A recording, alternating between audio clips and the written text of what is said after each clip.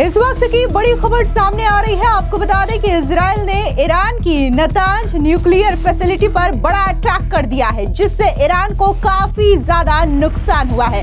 बता दें कि इस हमले में ईरान के कई वैज्ञानिक और बड़े सैन्य अधिकारी की मौत की खबरें भी सामने आ रही है। दरअसल शुक्रवार सुबह ईरान की राजधानी तेहरान पर इजराइल ने हमला शुरू कर दिया।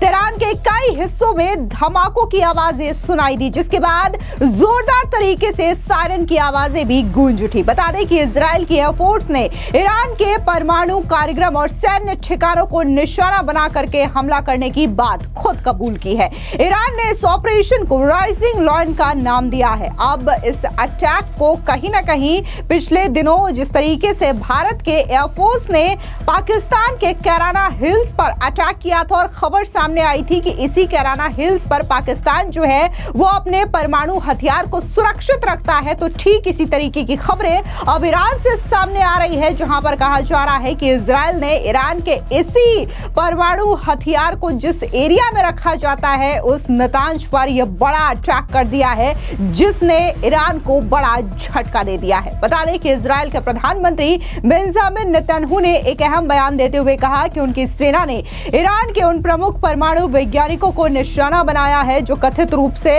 परमाणु बम पर काम कर रहे थे। इसके साथ ही उन्होंने दावा किया कि इजरायली बलों ने ईरान के बैलिस्टिक मिसाइल्स प्रोग्राम के केंद्र पर भी सटीक हमला किया है। इजराइल ने इस ऑपरेशन को राइजिंग लायन का नाम दिया है। नेतन्याहू ने एयर स्ट्राइक को लेकर के कहा कि इजराइल के अस्तित्व के लिए ईरान के खतरे को देखते हुए यह ऑपरेशन राइजिंग लायन शुरू किया गया है। यह लक्षित ऑपरेशन तब तक जारी रहेगा जब तक खतरा समाप्त नहीं हो जाता। आपको बता दें कि मैक्सार टेक्नोलॉजीज ने यह सैटेलाइट इमेज 24 जनवरी 2025 को ली थी, जिसमें ईरान में नतांज न्यूक्लियर फैसिलिटी को साफ देखा जा सकता है कि ये जो फैसिलिटी है वो पूरी तरीके से सुरक्षित है। लेकिन अब इजराइल ने इस फैसिलिटी पर हवाई हमला किया है, जिसकी पुष्टि इंटरनेशनल परमाणु ऊर्जा एजेंसी की ओर से की गई है। तस्वीरों में आप साफ देख सकते हैं कि ये जो न्यूक्लियर फैसिलिटी बताई जा रही है उसको कितनी बड़ी क्षति हुई है, और तस्वीरों में देखा जा सकता है कि जहां पर यह अटैक हुआ है वो पूरा का पूरा गड्ढा हो चुका है, जिससे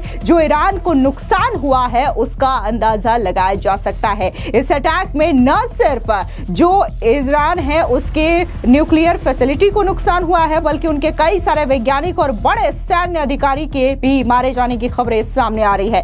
आपको बता दें कि ईरानी सशस्त्र बलों के chief of staff major general Mohammad Bagheri की इजरायली हमलों में मौत हो गई है। इससे पहले रिवोल्यूशनरी गार्ड्स ईरान का अर्ध सैनिक बल के चीफ हुसैन सलामी की भी इजरायली एयर स्ट्राइक में मौत की पुष्टि ईरान ने की थी।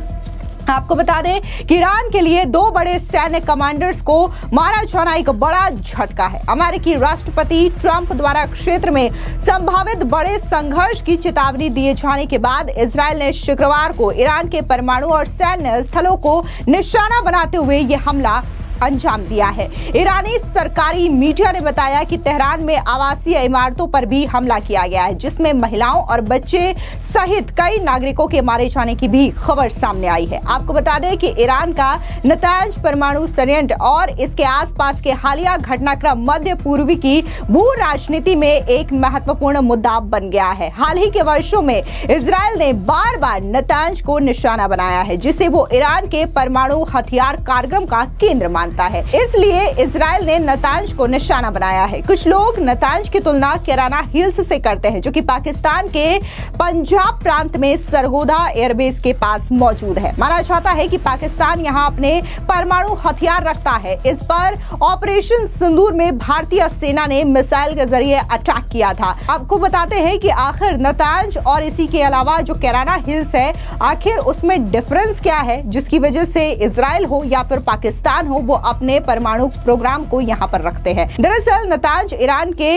इन्फान प्रांत में स्थित एक प्रमुख परमाणु संयंत्र है, जो ईरान के यूरेनियम संवर्धन कार्यक्रम का केंद्र है। यह सुविधा दो मुख्य हिस्सों में बटी हुई है। पहला फ्यूल इंट्रीटमेंट प्लांट, यानी कि यह भूमिगत सुविधा है जिसमें लगभग 50,000 सेंट्रीफ्यूल रखने की क्षमता है। वर्तमान में यहां करीबन 14,000 सेंट्रीफ्यूज है, जिसमें से 11,000 सक्रिय हैं, जो 5% तक की शुद्धता के साथ यूरेनियम संवर्धन करते हैं। दूसरा है पायलट फ्यूल इनरिचमेंट प्लांट, यानी कि ये जमीन के ऊपर स्थित है। इसमें कुछ 100 सेंट्रीफ्यूज है जो कि 60% शुद्धता तक यूरेनियम संवर्धन करते हैं, जो कि परमाणु हथियार के लिए आवश्यक 90% शुद्धता के लिए बहुत करीब है। बता दें कि नतांज को ईरान के परमाणु कार्यक्रम का दिल माना जाता है, क्योंकि ये वो जगह है जहां ईरान ने पिछले कुछ वर्षों में अपने परमाणु ईंधन का अधिकांश हिस्सा तैयार किया है। अंतर्राष्ट्रीय परमाणु ऊर्जा एजेंसी के मुताबिक ईरान अब इतना संवर्धित यूरेनियम जमा कर चुका है कि वो कुछ भी हफ्तों में परमाणु हथियार बना सकता है। बता दें कि कैराना हिल नाम का कोई आधिकारिक स्थान ईरान के परमाणु कार्यक्रम से जुड़ा नहीं है, लेकिन ये सिर्फ पाकिस्तान के न्यूक्लियर वेपन स्टोरेज की तुलना के लिए है। असल में भौगोलिक स्थिति यानी कि नतांज के आसपास की पहाड़ियां या इसकी रणनीतिक स्थिति को दर्शाता है।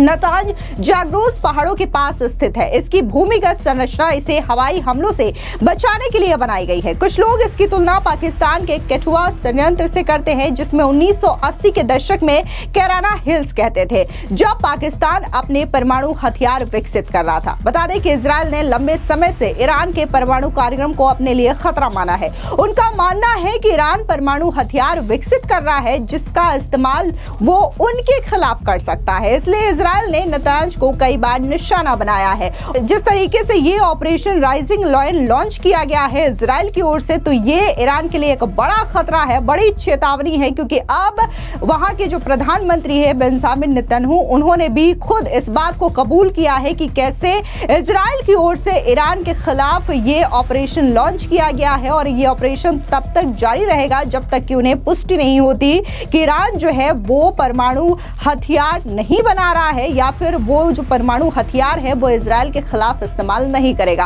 हालांकि इससे पहले खबर सामने आ रही थी कि जो इजरायल की ओर से ये बड़ा अटैक ईरान में किया गया है, उसको लेकर के अमेरिका भी इजरायल के साथ है, लेकिन अमेरिका के विदेश मंत्री मार्क रूबियो ने खुद इस बात से पल्ला झाड़ लिया है, और उनका कहना है कि अमेरिका का इस हमले से कोई लेना देना नहीं है। लेकिन वहीं दूसरी ओर खबर ये भी सामने आ रही है कि जिस तरीके से इजरायल ने यह अटैक किया है, ईरान को बड़ा नुकसान पहुंचाया है, तो इजरायल के इस नुकसान को लेकर के ईरान पूरी तरीके से झटका महसूस कर रहा है, और अब ईरान ने जवाबी कार्रवाई करनी शुरू कर दी है। खबर आ रही है कि 100 ड्रोन जो हैं वो ईरान ने इजरायल पर दागे हुए हैं, लेकिन जिस